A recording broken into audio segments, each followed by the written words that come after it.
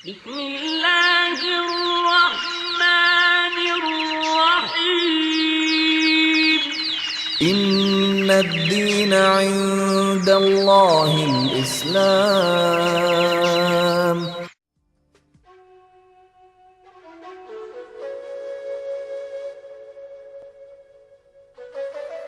Another miraculous aspect of the Quran is that it revealed beforehand a number of important events that would occur in the future. The 27th verse of Surat Al-Fath, for example, gave the believers glad tidings that they would conquer Mecca, which was then under the occupation of pagans.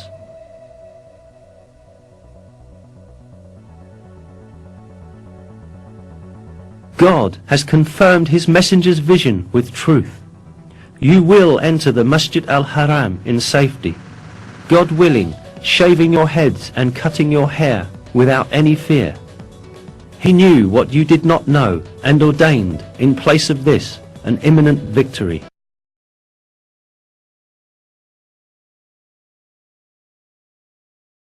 In close consideration, the verse is seen to announce yet another victory that will take place before the victory of Mecca. Indeed, as stated in the verse, the believers first conquered the Kaaba fortress, which was under the control of the Jews, and then entered Mecca.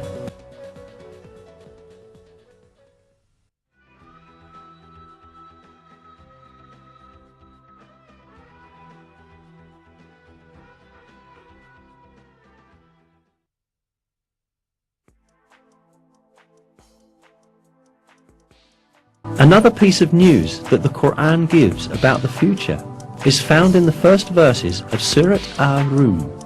In these verses, it is stated that the Byzantine Empire had met with a great defeat, but that it would soon gain victory. The Romans had been defeated in the land nearby, but after their defeat, they will themselves be victorious in a few years' time. The affair is God's from beginning to end.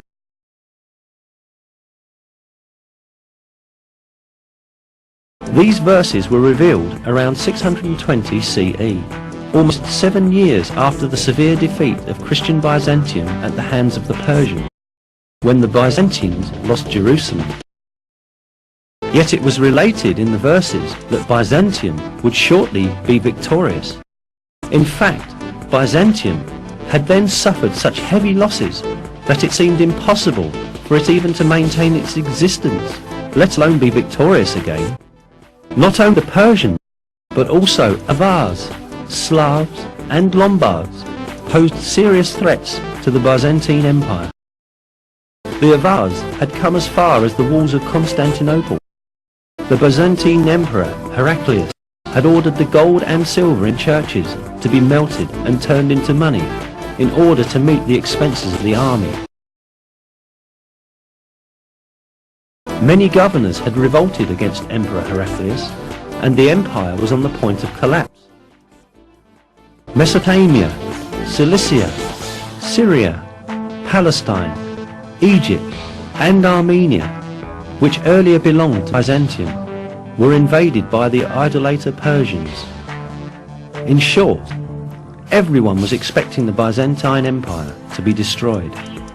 But right at that moment, the first verses of Surat Ar-Rum were revealed, announcing that Byzantium would gain triumph in a few years' time. Around 7 years after the revelation of the first verses of Surat Ar-Rum, in December 627 CE, a decisive battle between Byzantium and Persian Empire was fought at Nineveh, and this time the Byzantine army surprisingly defeated the Persians. A few months later, the Persians had to make an agreement with Byzantium, which obligated them to return the territories they had taken from them.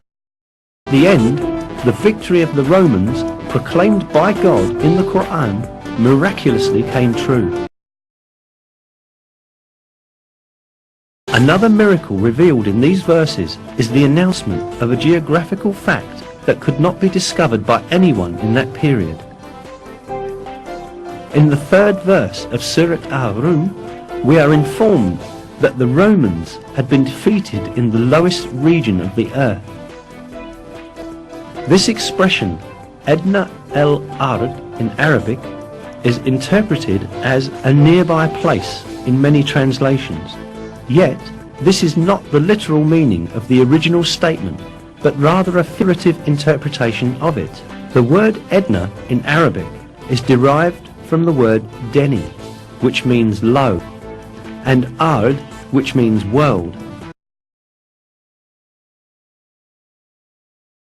Therefore, the expression Edna el-Ard means the lowest place on the earth.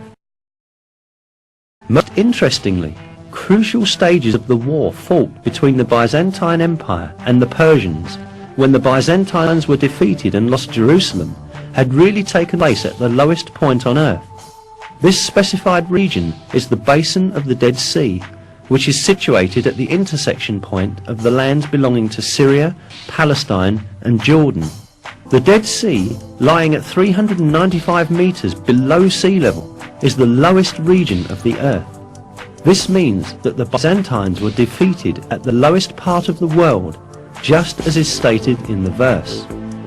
The most interesting point lies in the fact that the altitude of the Dead Sea could only be measured with modern measurement techniques. Before that, it was impossible for anyone to know that it was the lowest region on the surface of the earth. Yet, this region was stated to be the lowest point on the earth in the Quran. Hence, this provides another evidence that the Quran is divine revelation.